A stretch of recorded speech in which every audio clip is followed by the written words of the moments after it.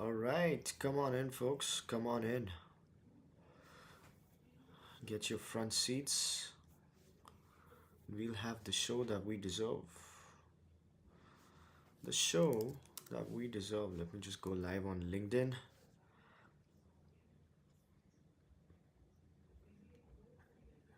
I will go live on LinkedIn. Uh-oh. Yes. Here it goes.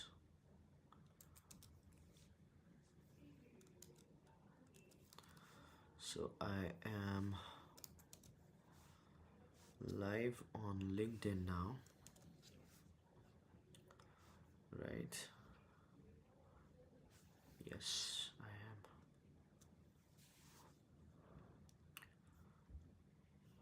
am. I am.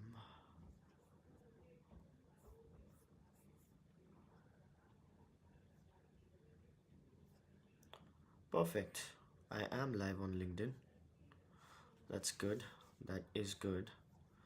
I should just send a message to people on WhatsApp.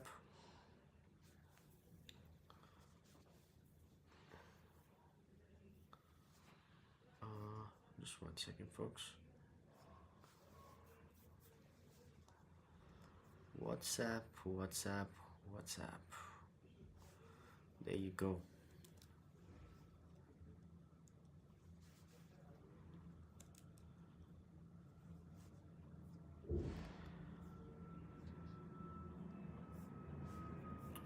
Send the message to people on WhatsApp.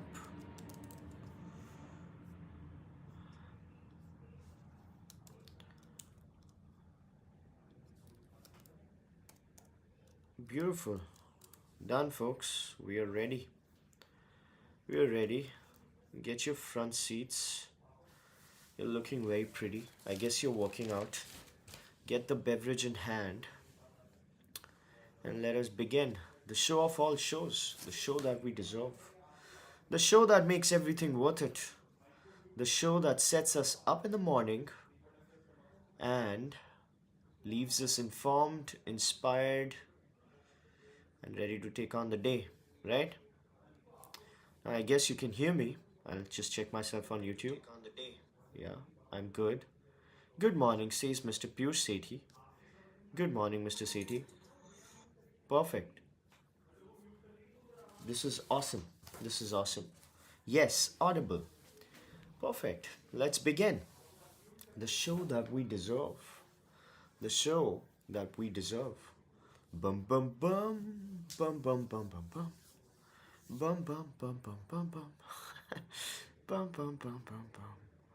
Bum bum bum. Bum bum bum. Good morning, everybody. Welcome to Thinker's Frequency. We're having such a good time. This is the peak of human civilization. We're working so hard, doing such good work for ourselves, our parents, our kids, our siblings, our husbands, our wives, our friends, everybody. Well, not other people's husbands and wives, I hope. And just when we thought things couldn't get any better, like they couldn't possibly get any better, well, they just did. Call it divine intervention, folks, but things just got a whole lot better. Now we have Thinker's Frequency, our daily mental workout, a daily dose of insights and analysis which don't lead to paralysis right before we punch in. So let's continue with our journey of reading between the lines, things that are especially interesting and important in the world of business and finance. Let's go!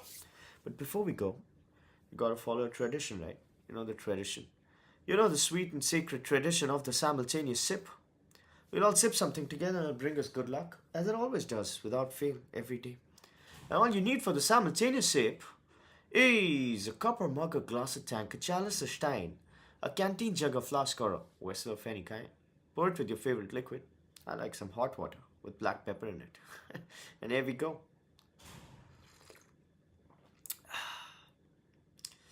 Isn't that wonderful? Let's do it again. Sublime. It's healing. You know what the simultaneous sip says, right? You know what it says? It says that you're not alone. It says that we're in this together. And that is such a beautiful thing to say. With that out of the way, let us begin. I like the synchronicity of your sip, by the way. Great job. I could feel it. I could feel your sip. It was good. Very weird things happening around the world, folks. Very, very, very weird things. Madam Sheikh Hasina, the ex Prime Minister of Bangladesh, she's been sentenced to death. Can you believe this? Madam Sheikh Hasina has been sentenced to death by the International Court or something of that sort, the tribunal, the Bangladeshi. They've sentenced her to death, man. This is obviously a very, very big deal when it comes to India Bangladesh relations because she's in India. So Bangladesh is wanting extradition. India is saying that the due process has not been followed in this court proceeding. So, whatever happens, so India is in a very, very big turmoil. It's an important story and of global consequence because Madam Sheikh Hasina was very pro India and she was not that pro US. So she was very individualist when it came to Bangladeshi identity. She didn't want to be let's say, an American stooge. She was all for independence. So she was very pro India, not very warmed up to US adventurism, right? And then she paid the price. She paid the price. The American deep state essentially planted this whole student protest, and that student protest essentially got inflamed to an extent which led her to her ousting from the country. Essentially, she had to be airlifted to India, right? So that is another one in the long list of regime change operations that America has engaged in, right? America has been a regime change operator for a very long time. That's why people are so anti-American deep state. This unfortunately happened while, did this happen in the Trump administration? No, actually it happened in the Biden administration. And she paid the price. So Biden, the whole Democrat apparatus, that is very regime change, pro regime change, right? And they just didn't like her. And as soon as she was ousted, the American lapdog, Muhammad Yunus, I have no respect for him. So no, Mr. Muhammad Yunus, screw that guy. He came over, right? And and all his links to America were so transparent that it became extremely clear to everybody that it was an inside job, it was a planned operation, and he came in, and then everything went, you know, like in flames. Bangladesh, the entire country, it's in trouble. And of course, India is also in trouble because India shares the border. Bangladesh is strategically very relevant. So if you remember what India was trying to do when it came to inland waterways was the project which India uh, is working on still. But the vision was to send shoes from Agra to Bangladesh through the rivers, right?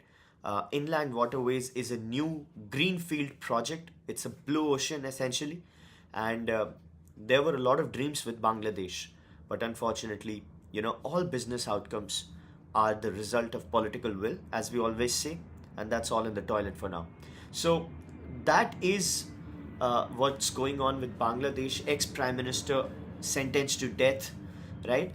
Uh, what does it tell you about protests? So a few years ago, maybe 6 years ago or 8 years ago, when you used to read about protests, right? When you used to read about any kind of protest, like a student protest or any protest, what did you used to think about it? You used to think that it's a public uprising, this public passion which is getting channelized into political movement, right?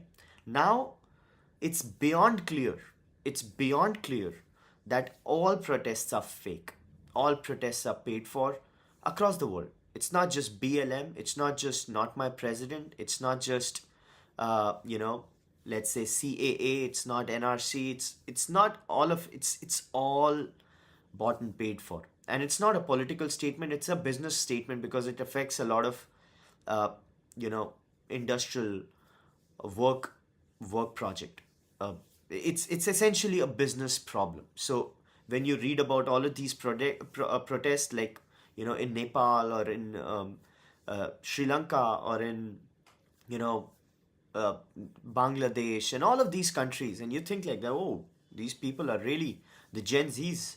They're really taking to the streets, leading to political, you know, uh, movement, but it's all fake. So that's a very very big news when it comes to the global political geopolitical ecosystem. How India navigates through it is going to be a huge thing, right? Huge.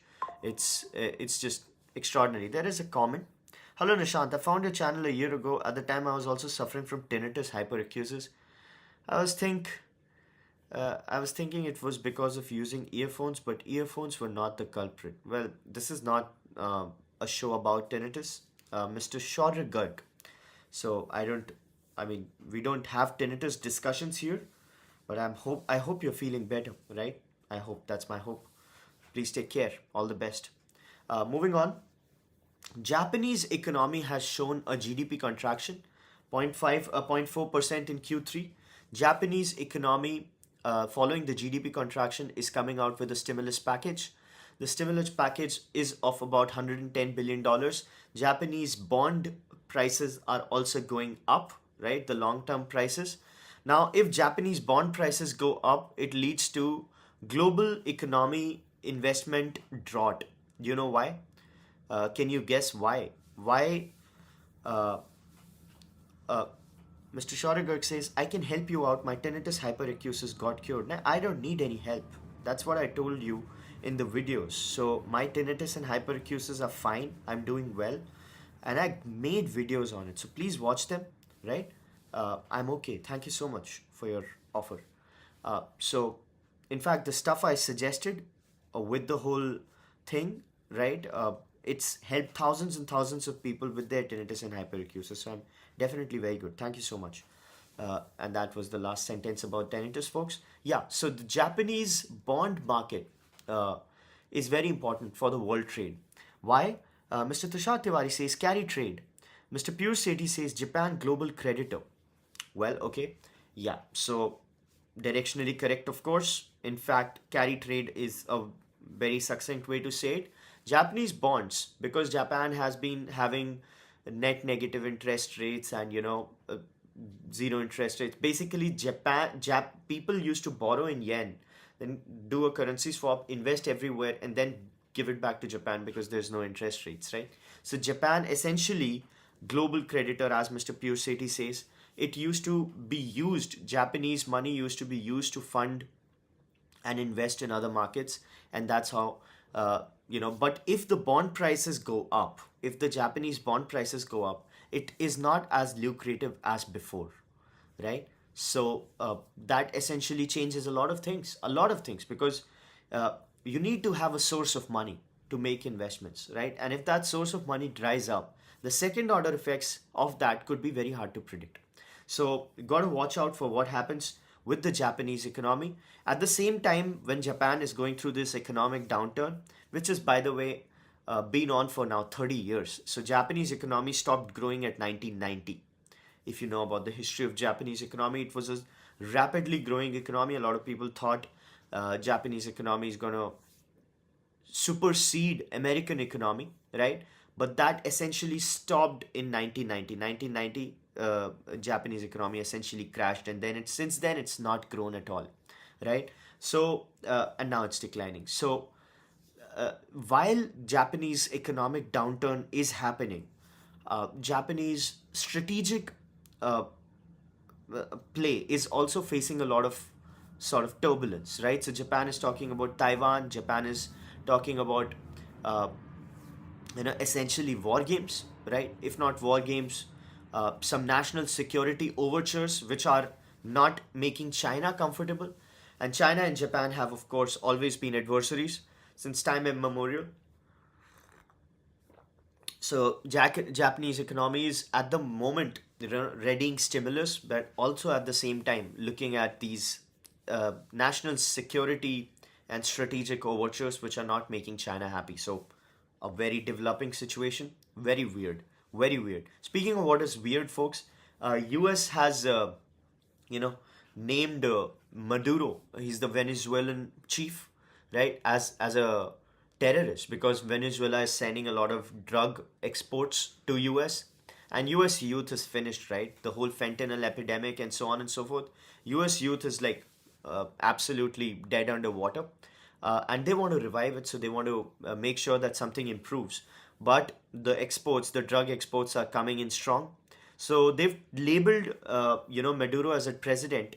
I'm sorry, as a terrorist. But at the same time, they're open to talking to him, which is very weird, of course, right? So let's see what happens there.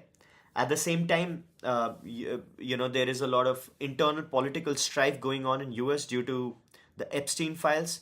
Trump has taken a U-turn, right? Earlier, he was of the view that files should be just make it go away, right? Don't talk about it. Kick the can down the road. Silence was his strategy on Epstein files. A lot of political activists and even on the right said that that's bad. You got to let it out. Whatever is there, everybody wants to know. You can't just push it under the rug.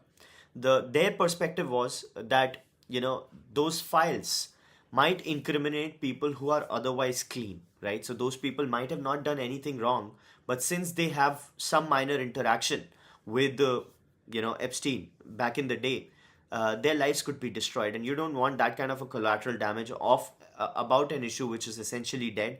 But nobody bought that argument. People thought, "No, this is bullshit." They want the documents to be out.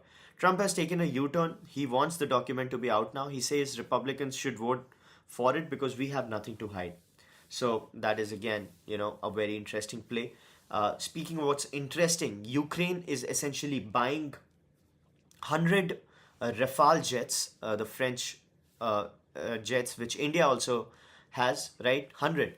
But Ukraine doesn't have money. So essentially, Ukraine is buying jets from France, right? While NATO is paying for it, right? So, and NATO has France. So essentially, France is giving jets to Ukraine and then also paying for it partly. So that's what has come to the Ukraine conflict. Ukraine is just being a buyer of all sorts of weapons, right? And while it buys, Europe pays. So Germany pays, essentially. There is a very good joke about Europe. A German, a French, a Brit, and a Swede essentially went to a bar, right? Well, while the Swede got drunk, the Brit hurled abuses. It was the German who picked up the tab, right? Something like that. It was a good joke at the time, like maybe 40 years ago. No, not 40 years ago, but let's say 10 years ago. That is still very valid. So that's what's going on, folks.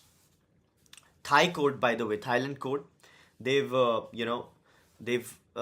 convicted the ex-prime minister for corruption, and now they're asking him to pay. So a lot of weird shit is happening all over the world, right? And all of these things are going to affect a lot. But what's the good thing that's going to come out of it, right? You know it. We've talked about this, so you know. What is that, folks? Viewers of Thinkers Frequency obviously know. It's an actionable insight. So everything that I talked about in the last 10 minutes, right? It's all an actionable insight. What is it? What is it?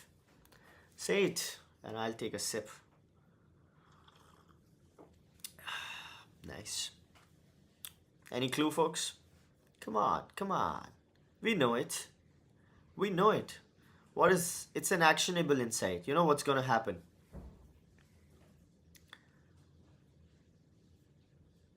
You know what? We've talked about this, right? Nobody? The gold. The gold is going to rise, folks. Whatever happens in this case, lawyers make money, says Mr. Sumanth Kumar. No. Lawyers will make money, of course, when it comes to the Thai case and all. But, and even with the international court related to Bangladesh. But it's about gold. We're talking geopolitics, folks. So geopolitics is there, right? Mr. Vaibhav Manocha asks, being missing for a while, life got in the way. Wanted to ask if there's any update on the plan we had of TV setup and reels. Oh yeah, there are a lot of reels. My buddy, the person who's working on the, indexing has made a lot of reels. I just need to look at the reels and get them out. So shots are ready. A lot of shots actually. So let's see what happens there. And we want the TV setup. So I've been inviting people for the TV setup. Unfortunately, I haven't gotten any requests that I want to speak something. Nobody has come out with any one-pagers that I asked for. So I'm still waiting for it. So in every episode, Mr. Vaibhav Manocha, I talk about, hey, come to us, the TV thing, send me a one pager, let's discuss. There was this person who wanted to discuss Misho, asked him to, I asked him to come forward. Nothing has happened as yet. So yeah, I'm very very bullish on that. Let's do it, right? Come to me with something that you want to discuss, something that you've read deeply about, and we'll have an even better show. The show of all shows will get even better. Speaking of what's getting better, folks, let's come back to Indian economy. Apple sales growth in India is at a 6-year low of 18%. 6-year low of 18%. People might think that this is a bad news, but this is not. 6-year low of 18% is not bad at all, especially because of the higher base effect, right? The base is huge now. Earlier, the base wasn't as huge, so the growth rate was high. But if the base becomes bigger, you know, uh, obviously the growth rate has to slow down, and that's exactly what's happening uh, with Apple in India. Expanding base and more purchases of older, cheaper iPhones may be driving the trend onto FY26. Right, that's what's happening. It's a very big player in the market now, number four, even though it's very premium. So Apple, but whatever smartphones are selling, they are in the premium play. So Apple has greatly benefited from the consumer shift on the of the Indian populace when it comes to smartphone. It's just that it's not growing as fast. So no bad news, just the growth rate has slowed because of the higher base effect, right? Uh, Very interestingly, in FY27, March 27, the patent will end on the obesity drug play, right?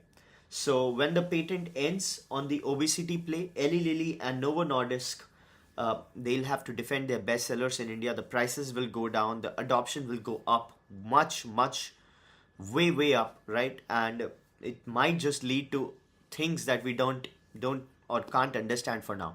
But for what we can understand, there's gonna be a big hit on the restaurant business, because the power users of these drugs are also, or were also, power users of the restaurant play.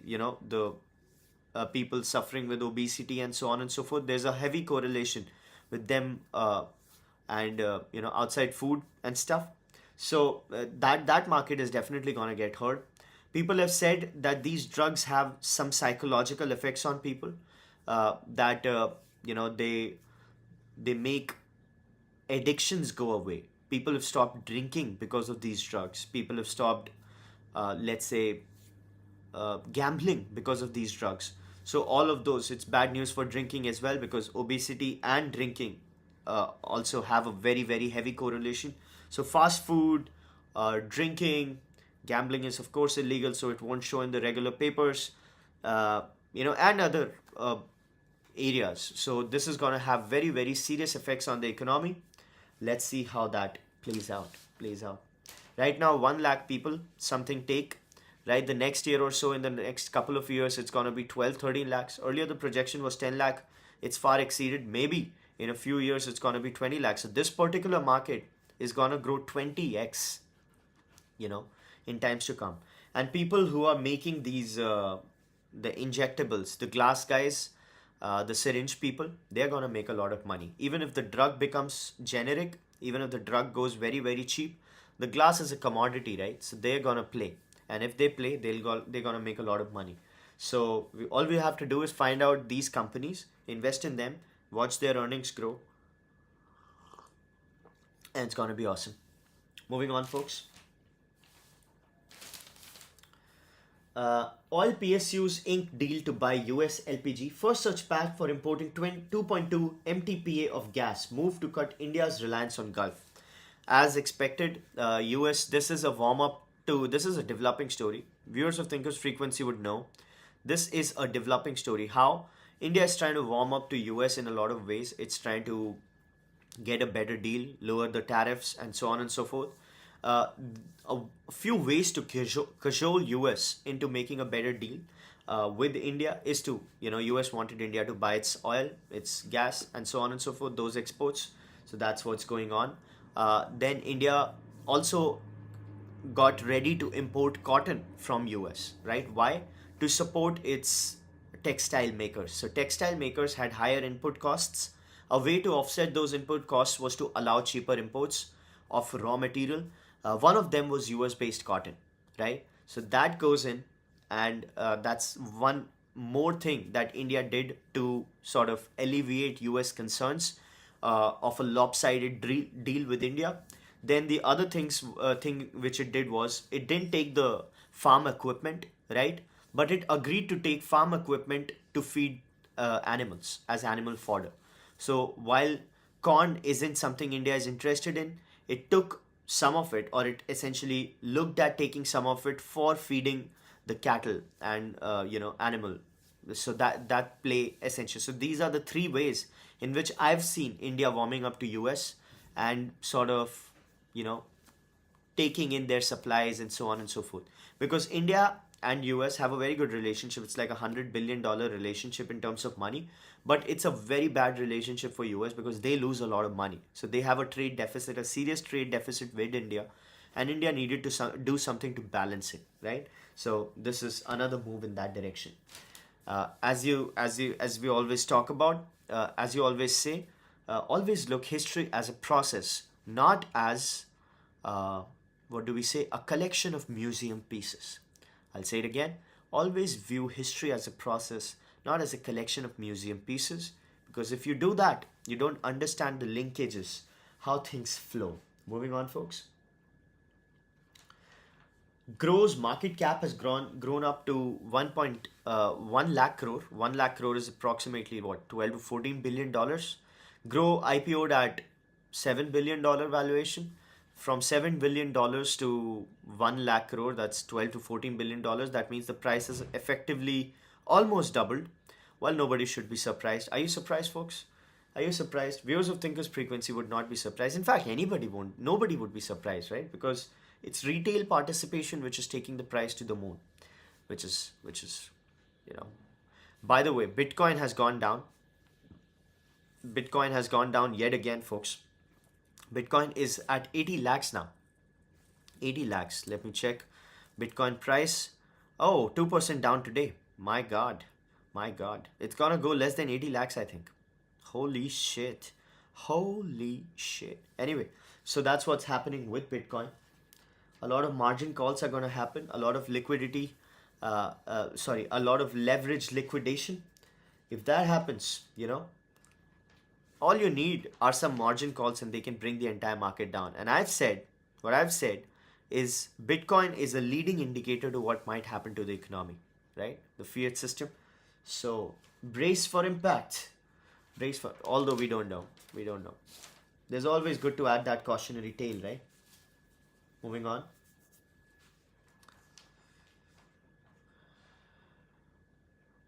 Some Supreme Court BS about Delhi's pollution. I'm so bored of it. Do you ever feel fatigued of a news story which should be very important?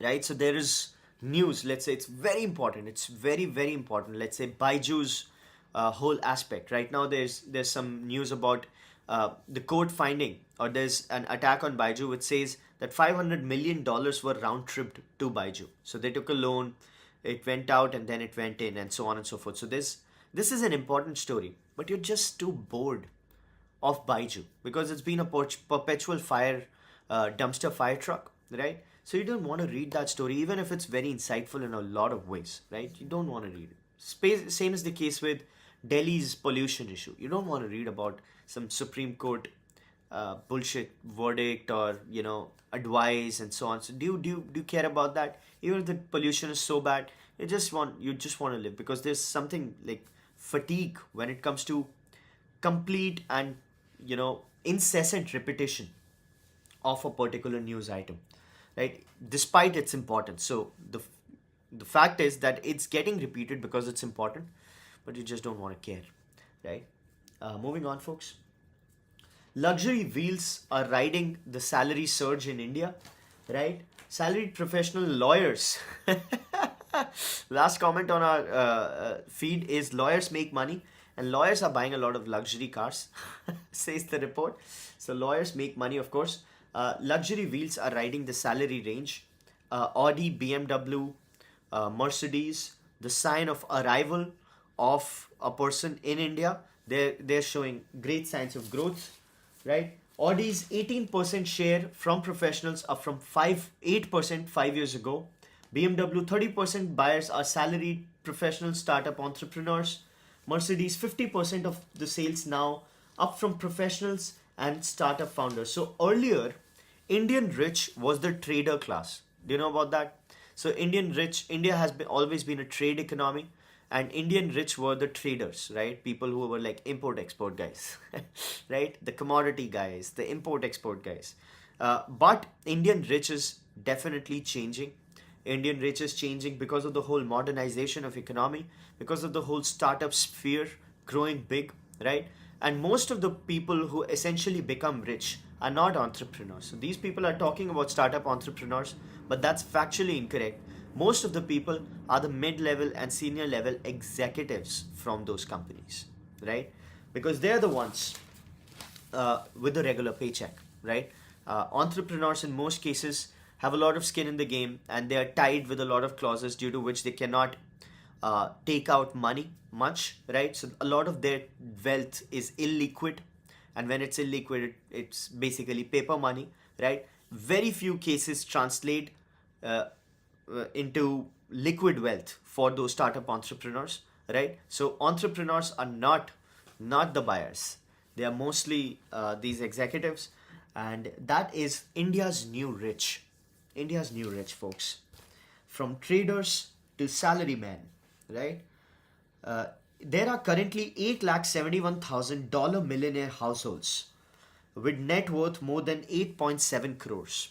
Dollar millionaires, 8.7 crores, 8,71,000 dollar millionaire. Is that not coincidental? 8,71,000 households and 8.7 crores, right? But that's what's happening.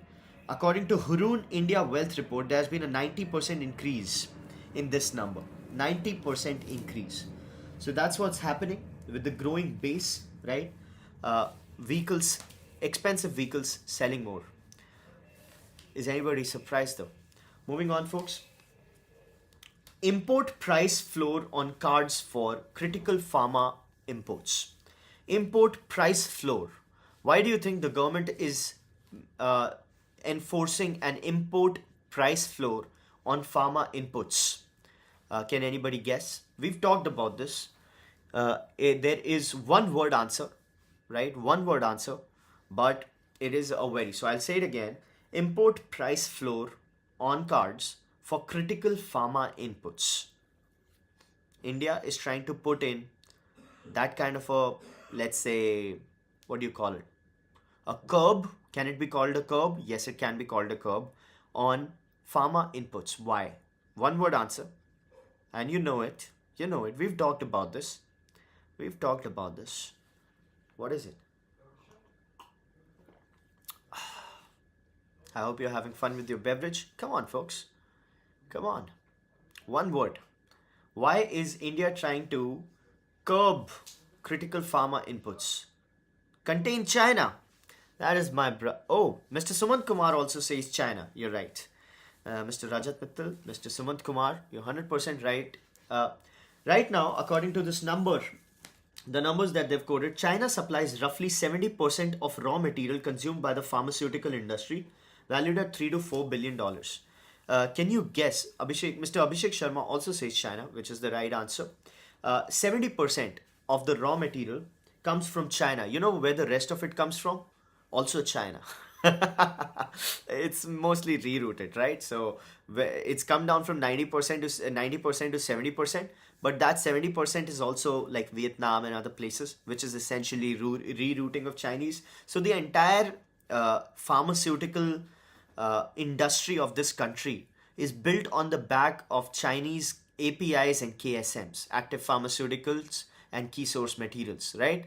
So China is at the back of the entire pharma apparatus of this country, right?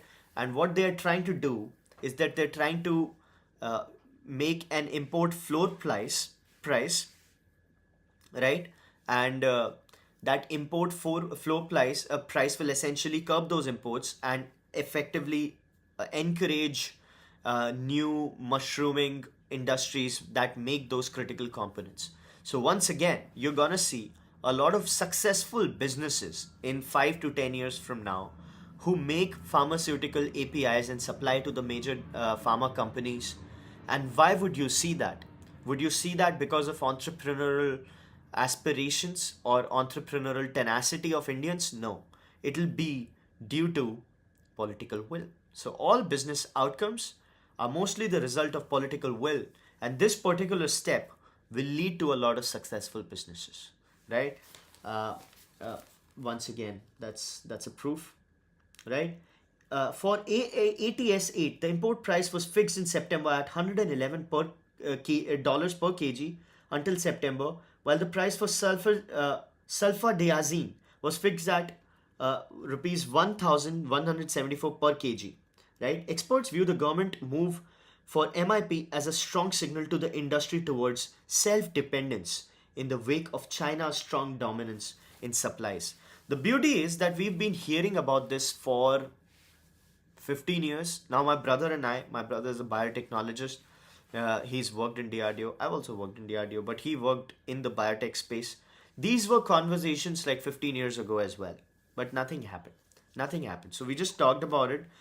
Those were good coffee table conversations, right? When you're talking to somebody and then you impress them with this insight and they're like, whoa, whoa, this guy knows, man. This guy knows. But nothing happened, right? So it was just a find and forget kind of a fact, right? Which was very impressive. But the whole country had just accepted, yeah, sure, man. We take 90% of it. US also does, and so on and so forth.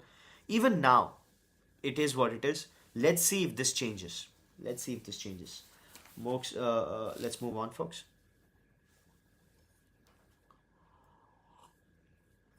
Regulators.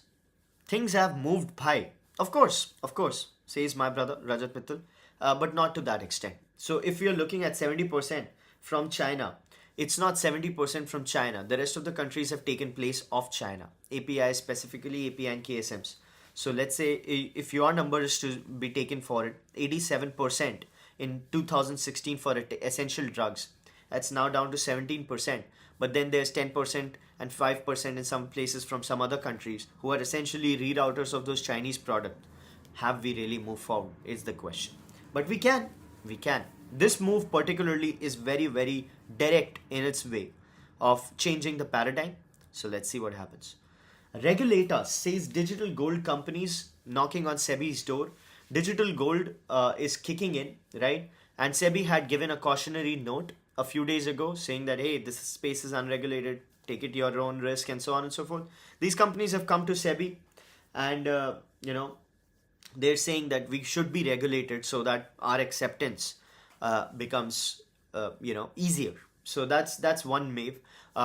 Digital gold, essentially, these companies claim that they are tied up with BIS approved gold suppliers and the vaults have been taken. But the regulators want that actually the gold movement happens when somebody buys that digital gold and the vault and the whole liquidity aspect of it and so on and so forth.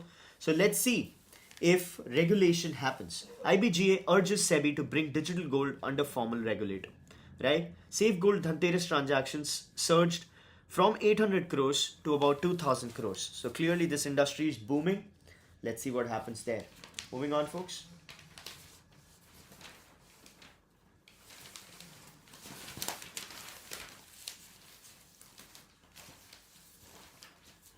One second.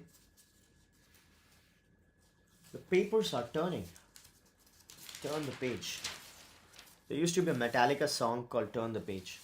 Good work. Anyway. Air cargo sector thrives in the world of tariffs. Air freight traffic from India surges led by pharma products, smartphones and exporters preferring reliability and speed at the Red Sea crisis. So the Red Sea crisis happened, you know about it. Iran thing also happened when they talked about Strait of Hormuz taking over and so on and so forth. It was a bit of an issue. Because of all of those things and because of a real delta when it comes to time, speed, right? Air cargo essentially takes 48 hours, 72 hours, less than a day, of course. Around a day, of course. And this sea vessels, they take about 30 days, they take about a month. So sea vessels are very, very cost effective. But sometimes with extremely high value products like pharma products and so on and so forth, companies have started using air freight to navigate the geopolitical sort of turmoil, leading to some problems with the whole operation when it comes to uh, you know so if you look at some numbers, travel time is 48 to 72 hours for air shipments to Europe or US, 50 to 60 days by sea. That's almost 2 months, right? Sea freight for supplies of raw materials that go into making of tablets, oral products, air cargo for vaccines, injectables, and specialty formulations. So high value products, they're looking at air freight, and commodities, raw materials, they are looking at sea vessels. Are you surprised? Are you surprised? Of course not. Of course not. How else do you want this to play out, right? Moving on, folks. FMCG high, rural economy doing well. We've talked a lot about this, so we won't go at it again. Reliance to foray into pet food space may set off a price war. To price band up to 50% cheaper, targeting tier 2 hubs. Reliance consumer, it's really kicking in, right? It's kicking it in all directions, in every way. Reliance consumer is pulling no punches. Uh, Targeting now the pet food market. Pet food market currently is valued at $3.5 billion, and 2028 projection is $7 billion. So it's one market which is gonna double in 3 years, right? Wow, nice insight. I did not know about that, of course, until now. And Reliance is going with the margin play because it has distribution, it has solid distribution might, and it's basically going to play. Uh, Mr. Abhishek Sharma says, is Reliance Consumer separately listed? No, it's demerged but not listed. It's demerged. So RCPL, they wanted to demerge, they wanted to take it away from the retail play. As we talked about, demergers are very important. They give a lot of room for growth to a greenfield opportunity, because retail cannot grow as fast as the consumer play would. So they've demerged it, but they've not listed it. Right, Mr. Abhishek Sharma? So that's what's happening with Reliance Consumer Products Limited. This company is not slowing down. Not slowing down. Reliance is following a strategy of focusing on 600 million consumers at the mass end and working closely with neighborhood stores by giving them margins at today's cost. So a very good way, or very easy way, or let's say a very predictable way to make your product move is to incentivize retailers to do it, to move it. How do you incentivize retailers to move your product? By increasing their margins. This is what Vodafone also is hoping for when it comes to selling their plans, right? Because Vodafone is losing customers left, right, and center. So what it did as a move to counter it, it sort of incentivized retail. It's giving like many multiples of the incentives that retailers otherwise have with Airtel and Jio, right? Because that's a way to go, and that's what Reliance is doing with its pet play, right? Sells its brands anywhere between 20 to 40% lower than incumbents. And that's what's happening. Large brands in the pet care category include Pedigree, Purina, Super Tails, Royal Canin, while significant startups include Heads Up for Tails and Drools. So let's see what happens. Other Reliance brands, Campa, well, we've talked about that. We've talked about that. Moving on, folks. Mid-budget films, not big starters, driving audience, says Mr. Bijli from PVR. So he's PVR Inox MD, Mr. Bijli. I'm a great fan. He's great, right? So he says that 12 films have crossed 100 crore in September quarter, signaling a shift towards good content, right? So he says that now companies should be are looking at mid-budget films, and mid-budget films have really done well. And mid-budget films doing well is an indication that content is king, right? You don't need a star vehicle anymore when it comes to making films work, right? Good scripts are become the star, and budget can be. So he's essentially nudging the industry to go towards that mid-budget, non-event, consequential cinema. Now, this is, of course, very, very relevant to what we kept talking about. I always said Mr. Woody Allen, I quoted Mr. Woody Allen, sir, for his thesis on movies, right? He said movies used to cost like $10 million dollars, and we used to make a movie for $10 million dollars. And studios used to be like, let's make 10 movies, $10 million dollars. Some movies used to work, some movies used to fail, but they used to turn out in green, right? Users got more movies, better movies, directors got independence, everybody was happy. But then an MBA type came along and he said, we don't want to make 10 movies worth $10 million dollars. Let's make one movie with $100 million dollars. Let's produce it, let's promote it so well that it makes a lot of money, right? A lot of people said okay, okay, and then that really screwed up the entire film industry, because $100 million movie has no independence for the director. The director has to make what the public might appreciate, so his creative side, his artistic integrity goes out of the window.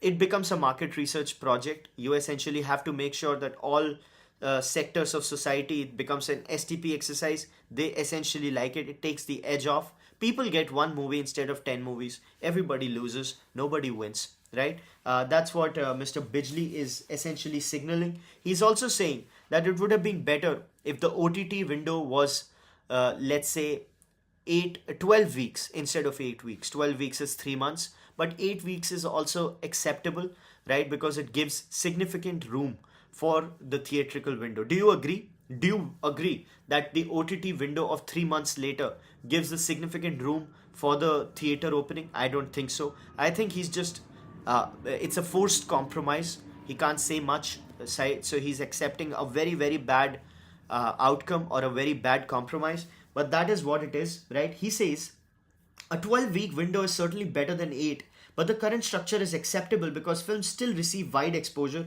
across many screens. This gives them adequate breathing room. Now, I don't agree. I don't agree at all. According to him, the current window for works for all stakeholders. It's a well-balanced arrangement. And he iterated, Mr. Bijli reiterated that streaming and cinemas are not a zero-sum battle. India's entertainment market thrives on coexistence. Now, that is also total BS. That's a compromise statement. He earlier had said, right, that you need a very big room. First of all, it should be, cinemas. Then it should be pay-per-view. Then it should be OTTs, the free subscription play. That is a better thing, but he's now forced to accept the circumstances. He also says that we are simply a conduit, right? Cinema exhibition is just another out-of-home entertainment category. It is similar to hotels, concerts, or restaurants. Now, why do you think he's saying that? Why do you think he's saying that? He's trying to position cinema as an out-of-home category, right? Where the out-of-home play gets bucketed with restaurants, hotels, and what did he say? Concerts, right? Why do you think he's bucketing cinema with hotels, concerts, and restaurants? Because those industries are growing, right? And people have started dissociating cinema with those things. So cinema is seen as a laggard when it comes to these other things. Like concerts are growing like at an extraordinary pace. Hospitality is also doing well. Hotels are growing, right? Restaurant business is also growing. It's just that cinema is not growing. While it was in that same category, cinema used to draw people to malls, right? Used to draw people to food courts. Malls, food courts survived and thrived only because of cinemas, right? According to Inheritors and Mr. Berman's quote. He's the founder of Lightbite, also Dabur Ayer, right? So that was the condition of cinema, because cinema used to stand on its own and used to get that premium. Now cinema cannot stand on its own as an investor story. So what he's doing is he's trying to carefully position cinema and clubbing it with these greenfield opportunities so that it doesn't like fall out of flavor altogether from the investor radar, right? He's saying it's just like hotels, concerts, and restaurants. Intelligent framing, but not cool. Not cool, right? Some comments agree with you on the breathing room. Also, Maddox Film seems to be working on the 10 movie principle. Yes, you're right. You're right. Maddox Films is working on the 10 movie principle indeed. And that's why they've been able to do something, right? Drishyam films also worked in the 10 movie principle. They did well as well, but no longer. Gone were the days. Mr. Sumanth Kumar says, gone were the days running films 100 days, now 2 weeks time and the budget has to be recovered. Also, the beauty of that earlier suggestion of Mr. Bijli was that, let's say movie is in theaters, then the movie is on pay-per-view, right? If the movie is on pay-per-view, people are still incentivized to go to the theaters, right? Because it's not free. Once the movie is free just 3 months later, in this case, less than 3 months, wait, in 8 weeks is like 2 months, right? So 2 months later, if the movie's gonna be free, people are not incentivized. You need a window of pay-per-view, right? Without that, cinemas can't stand. That's I can vouch for. I'm willing to write it on stamp paper. Cinemas will keep falling if that is not implemented. And if that is not implemented, movie studios will die, right? So right now, when they're signing the deal with the devil, they're getting some money. They're selling themselves out. Soon enough, when cinemas are dead, when all of these things have sort of collapsed, they'll have nowhere to go. They'll have nowhere to go, right? And that's when they'll regret, but it'll be too late. Then they'll be trying to pump up the micro drama play, which is a piece of shit. Anyway, folks, moving on. I'm very passionate about cinema. Sorry for my if my passion took a lot of your time. I see a lot of people are not very interested in films, by the way. By the way, Mr. Sumanth Kumar, did you watch good movies which we recommended on Sunday? Anyway, Snapdeal is going public, folks. Snapdeal. Snapdeal is one of perhaps the most interesting startup story of our times, right? Snapdeal, right? Amir Khan tried Sitare Zameen Par, says Mr. Ashutosh Bhandekar, pay-per-view, and it did really well. So he's a pioneer in my view in a lot of ways. So let's see if the rest of the industry catches up with him. You know what? It won't, because OTTs will pressurize these people to not go the pay-per-view way. They will say that if you make it go pay-per-view, we'll not buy your film. Screw you. Then what are you going to do? Keep yourself on pay-per-view, right? So then, because a producer is scared, right? He's not making money in the theaters. Pay-per-view is a gamble. And then if these people who are offering, let's say, chicken shit, they say that we're not going to offer chicken shit. You're going to be broke, man. What are you going to do? So you succumb to that pressure. It's slightly complicated, but it is what it is. Coming back to Snapdeal, folks. Snapdeal is going public. Snapdeal is perhaps the most interesting startup story of the Indian startup ecosystem, right? Snapdeal raised a lot of money, man. They raised like, how much did they raise? About $2 billion, right?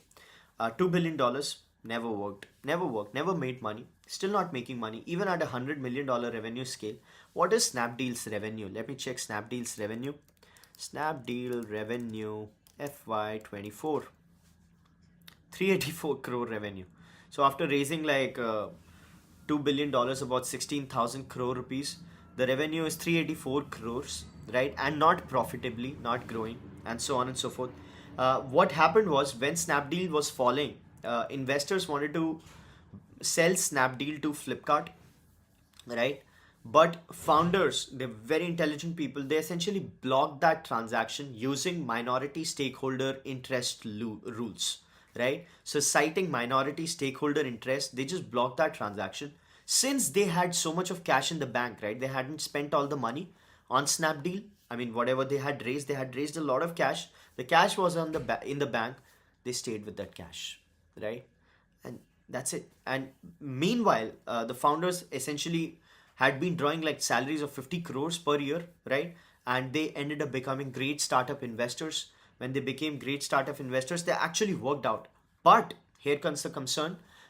Those startup investments, which essentially were built or were done on the back of Snapdeal, which essentially was built on the back of investor money, investors got no interest in the startup investment vehicle of the founders.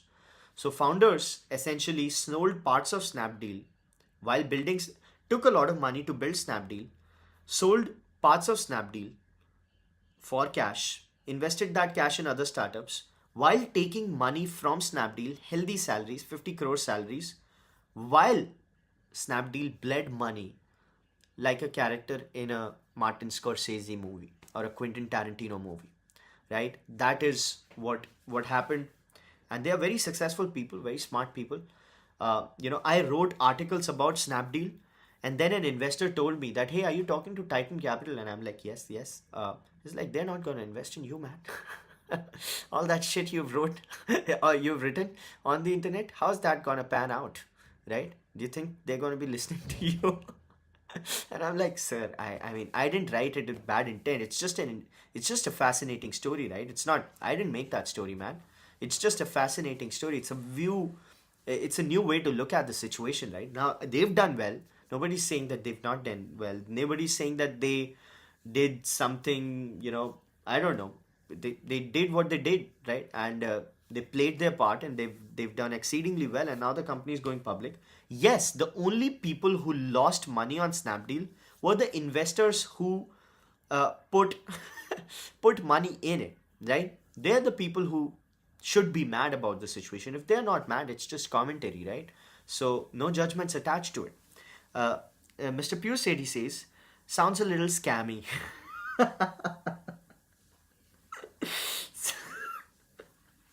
Sounds a little scammy. Well, well. Three wells is never a good sign. Right? Government likely to defer January deadline for ABS in two-wheelers. This is also a developing story, folks. What did I tell you? Do you remember? The regular viewers of Thinkers Frequency might remember. I told you that this whole ABS thing, which is gonna hurt the two-wheelers a lot, right? Especially the economy two-wheelers. Why it's gonna hurt them? Because adding ABS to it will add like 5,000 rupees to the cost of these smaller bikes, and they don't have that kind of price elasticity, right? There's a lot of price responsiveness. If they raise their price by 5,000 bucks, people won't buy them. People would actually buy a very expensive bike, right? So it was a very, very sad move for the two-wheelers. Very good move for safety, but sad move for the business, right? And they wanted it to defer, right? The whole ABS plan, government likely to defer the January deadline, right? They say that it might have not been implemented well, and they'll have to check and so on and so forth. Kick the can down the road. I told you this was gonna happen. I told you Hero is gonna be hurt, and if Hero gets hurt and even TVS gets hurt, a lot of people get hurt, right? And they'll try to sort of avert this as much as they can. Well, it's not gonna work out in the long run. Sooner or later it will happen, or maybe it might not. But companies said to have raised doubts about effectiveness of the safety feature in meeting with the minister. So they're saying, sir, इससे कुछ होता नहीं है safety वेफ्टी में, sir, सिर्फ price बढ़ता है, sir. And so on. And they're actually right. I don't like the ABS technology too much. I mean, I don't think it works. It doesn't feel comfortable in cars. Can't say that about bikes, but definitely doesn't feel that great in cars.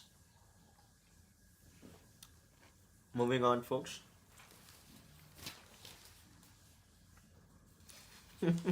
Sounds a little scammy.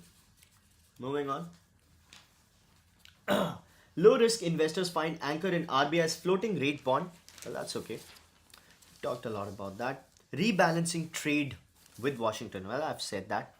Hero MotoCorp, by the way, has some good news. Enters the fast lane with rising exports and EV sales. Better rural demand and new launches may keep volume growth in high single digits in the medium term, feel analysts.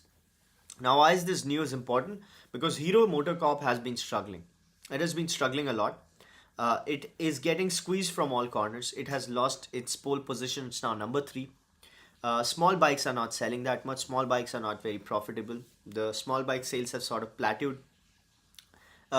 Consumption is favoring slightly upper, premium bikes, where Hero is very, very weak. It tied up with Harley Davidson and launched an absolute piece of shit.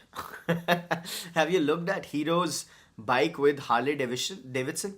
It's ugly, right? That is their move. So the premium bikes, Hero is no place, right? Small bikes, they're not selling as well. Also, the margins are not tight. So they're coming number 3. Electric vehicles, they are very weak. So while TVS has done very well in electric vehicles, and Hero has not. Bajaj has also done well. Hero has not, right? Hero made a good move by investing in Ather. Hero holds about 40% in Ather, but and that's good saving grace. But its own line of electric vehicles is not doing that well. So, but let's see what happens. For now, the call is positive. Moving on, folks. Cost of funds puts a squeeze on banks' H1 profit growth. Net interest income was muted. Lender passed on the benefits to rate cuts. We've talked about this enough. This quarter is when banks turn around. This is a very old news. H1, first half of the first fiscal year.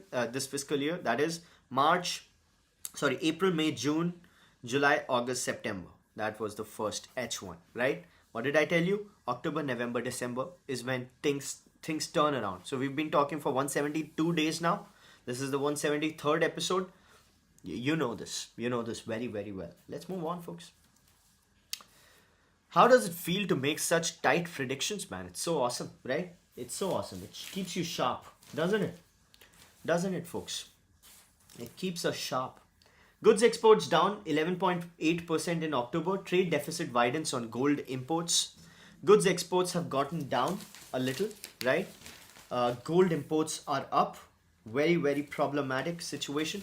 But not really. Amid festive rush, gold imports jumped $14 billion, 14.7 against 4.9 in the same period last year. The domestic consumption of gold essentially took it all, right? Merchandise exports fell.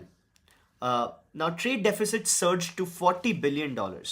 Trade deficit surged to $40 billion, 41.7. If you look at the increase in export, were to China, Spain, Sri Lanka. Of course, the tariff situation played spoilsport. Exports to United States declined 8.6% to 6.3 from 6.9 billion, right? We have been able to hold the ground with US with overall exports to the country in positive domain on a cumulative basis. So that's what's going on, folks. October 24 had much better numbers. This one slightly muted, right?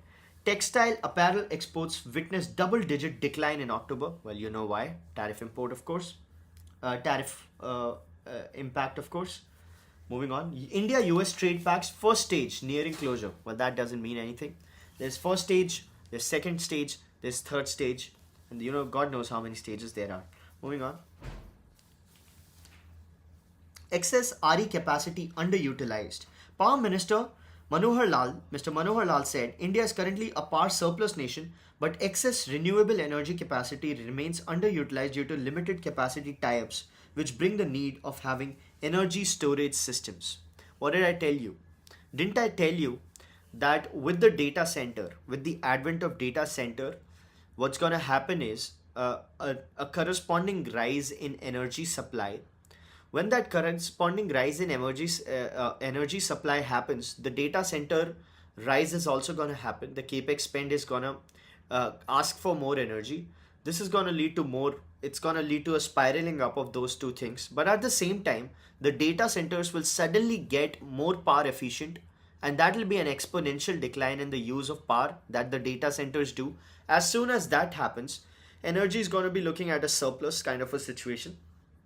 And that will lead to a rapid deflationary impact on the energy prices. Didn't I tell you that, folks? Did I tell you? Do you remember what I told you? What did I tell you? And what happened? Exactly what I told you. Now, this is not what that is, by the way. This is just a temporary surplus in energy production. So they're talking about energy storage as a thing. But it is directionally where it was. I gave you a 2 to 3 year window for that play to materialize. Well, it started showing signs in 170 days. How much is 170 days, folks? 170 days is almost half a year. Half a year. How do you feel, by the way? This should be, you heard it here first. So you didn't read it anywhere else. Nobody on the internet said that. Nobody anywhere essentially said that. You read it here first, right? That's exactly what's happening. I am proud. I'm a proud man today. But pride cometh before fall. Not that much pride. Sorry for my dad humor. I'm not even a dad. Moving on, folks. Unemployment rate steady at 5.2%. While jobless rate amongst men increased 14% from 39, the rate for women fell 17%. Unemployment among youth declined marginally to 14.9. So unemployment numbers, one number is never a good idea. As I've told you, it's never a good idea to just look at one employment or unemployment number. You've got to read it in a very holistic way. OTC, morning after pills, to be sold in varying doses with warning. Well, I'm not a fan of these morning after pills. Very, very unhealthy for females. Moving on, folks. Airtel gets an S&P upgrade as cash flows improve. Well, I've told you. Airtel has done like 24.9% return rate, CAGR 3 years, right? It's a good capital bet. And even though it has done exceedingly well, considering the geo onslaught that happened in 2016, we all missed the bus. People are saying that Airtel will return great money, about 30% a year for the next 3 years. S&P has given them an upgrade. This is a developing story that we've discussed in depth, so we won't talk about it more. But Airtel, Bharti Mittal sir, such a legend. No relation to me, of course. Oh my god, tinnitus से राहत कैसे लाएं? Well, मैंने ये videos बनाए हुए हैं. BSH Gaming, उन वीडियोस को देखिए please. Anil Ambani, Mr. Anil Ambani has skipped the second summon, seeks virtual deportation. ED wants him in person. They believe in person will be a nicer thing. Oh man, it's so sad. So sad. Stellantis sets 10,000 crore India component export goal for 2026. Which Stellantis owns Fiat, Jeep, Chrysler, of course, is targeting 10,000 crore in component export from India through its suppliers in 2026. Everybody, all the automakers are giving a leading indicator. Right, that US tariff situation is gonna get mellowed and very well. So at the moment, US tariffs have hurt the auto component suppliers a lot, right? But if you look at Ford, it has chosen to stay back in India. If you look at Stellantis, it's looking at 10,000 crore component export plan. All the people, they are ganging up on India in a good way, of course. They are not ganging up. Ganging up is a wrong expression, but they are circling on India, right? Again, a wrong expression, but you get my point. So they are bullish on India, which means that they are positive that the tariff play will get resolved soon, which means a good news is coming, right? There are leading indicators, there are lagging indicators, and people who can figure them out, they win. Our telco is really going to make money with Satcom coming into picture, says Mr. Ashutosh Bhandekar. Well, we've discussed a lot about that. They are reasonably hedged. They are distributors of Satcom themselves, right? Satcom has some price prohibitions which they are fighting, right? In either way, they are basically going to gain some money, right? While it might hurt the telco core, but the telco core is very large. Satcom is going to be, a fringe operator for the first few years. So in the near term, the business is green, right? Moving on, folks. And they've done a lot of capex for the last 15 years. So no such requirements right now, right? So that's another good news. Move on, folks. Blackstone eyes majority stake in Globetrotters in a 700 million education plan. Blackstone, US PE giant plans more acquisitions to create a new education platform. Well, new education platform will be majority owned by Blackstone. Schools will, however, continue to be run by current management. Globetrotters. Okay. Move on, folks. Open to shortening DPDP compliance deadlines. Well, I talked about that. The DPDP compliance, the data protection compliances were overloading the stakeholders. So industry is talking to the Politico, right? And they're saying that we're opening to shortening deadlines. There's a need for complete overhaul of the legal structure in the digital world, says Mr. Ashwini Vaishnav. The first set of rules that we have published gives a very reasonable time frame depending upon what the industries asked and what our thrust was. By the way, ministry, METI, the electronics and the whole, METI has given a nod for ECMS projects for 7,000 crores. So ECMS, Electronics Component Manufacturing Scheme, Ministry of Electronics and Information Technology, 17 local firms already gotten the nod of 7,172 crores. This is great news. A lot of great news for people who are trying to make electronics. Jeff Bezos, by the way, has chosen to co-lead a AI startup. He started up once again. The startup has raised some $6 billion. Most of it is coming, a lot of it is coming from Mr. Bezos as himself.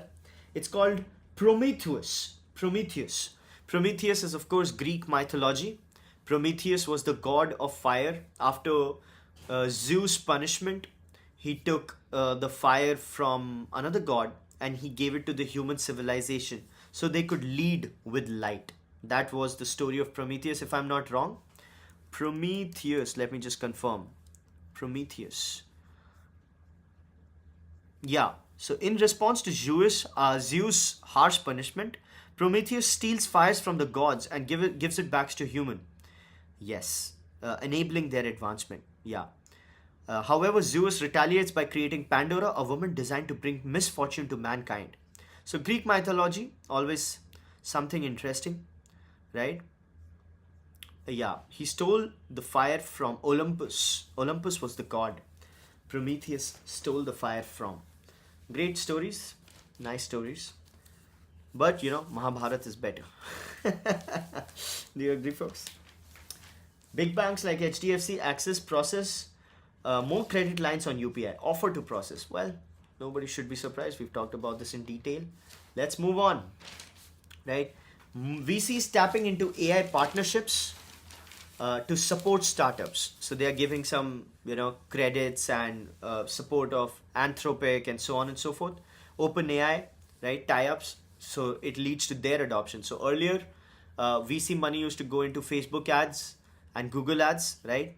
A lot of it still does. Now, a lot of it is going towards OpenAI and Anthropic and so on. So, by the way, a new report came out. Andreessen Horowitz, the fund, a lot of startups which are coming to Andreessen Horowitz, they are using Chinese open source models. Not OpenAI, not Gemini, not Anthropic, but Chinese open source model, which are much cheaper to train, much cheaper to run, and so on and so forth. Well, it is what it is, folks. It is what it is, moving on. True digital sovereignty is about outcomes, not ideals, says the chief of SAP, a very good-looking man, I must say. What is his name? Christian Klein, right? So Christian Klein, who looks like a Hollywood hero, he says that India should not be focusing on making its own digital, data centers, because even if you make data centers, the components that you're using to make those data centers are imported. So it's not digital sovereignty at all. Also, type of data which is getting sent abroad or which you are choosing to keep with yourself is more important than a blanket move on keeping the data inside, right? He says that sovereignty needs to be looked at the quality of data that you're keeping, not the quantity of it. And also data centers, just because you're making data centers doesn't mean that you are essentially independent, right? It's about outcomes. Digital sovereignty is about maintaining control over critical assets while leveraging the best tech in line with national interest. Now, what is my verdict on his spiel? It's that it's a total bunch of bullshit. This is just self-preservation talking. It is total, I'll say it again, total bunch of bullshit being peddled by SAP, because it's in their interest to essentially... I'm getting a call at this hour? No. So that's what's happening with digital sovereignty, right? He wants to preserve his business. If a lot of data center operations shift to India, if India starts looking at that way very, very strongly, it's gonna hurt SAP or might hurt SAP, and they don't want that, right? So all that spiel is once again a total bunch of bullshit. Moving on, folks.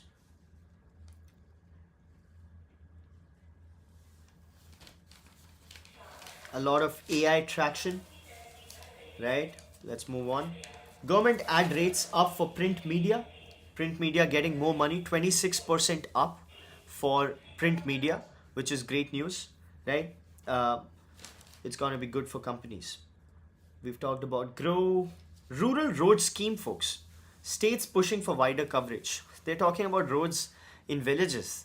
What about roads in cities, especially the big cities? Oh man, oh man. NHAI has invited bids for 52 highway projects so far. So a lot of road development happening. For context, India used to make like 9 kilometers of roads every day, right? Before 2012-13, right? 9 to 11 kilometers. It peaked to 36 kilometers a day.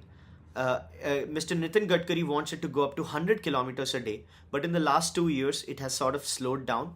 The government capex and a lot of land acquisition troubles and so on and so forth, but they're not giving up. So more roads. Road has the answers to everything.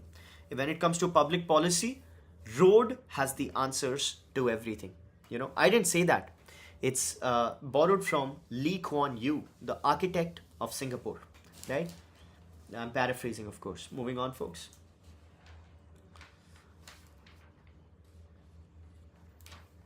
And with that, we come to the end of the 173rd episode of Thinker's Frequency. Our daily mental workout, our daily dose of insights and analysis, which don't lead to paralysis right before we punch in. It's 9:29. We should punch in anytime soon. I wish you a beautiful day, personally and professionally. I'll see you tomorrow, same place, same time, hopefully. I'll thank Mr. Peeyush Sethi, Mr. Shaurya Garg, Mr. Tushar Tiwari, Mr. Vaibhav Manocha, Mr. Sumanth Kumar, Mr. Abhishek Sharma, Mr. Ashutosh Bhandekar, and everybody else who joined. Please take care. Come up. We'll do that TV thing soon, right? Let's do that. Send me a one-pager. Don't use ChatGPT. Write in your language, no matter the writing. All we need is good conversations. So let's come in. Cheers, folks. Bye-bye.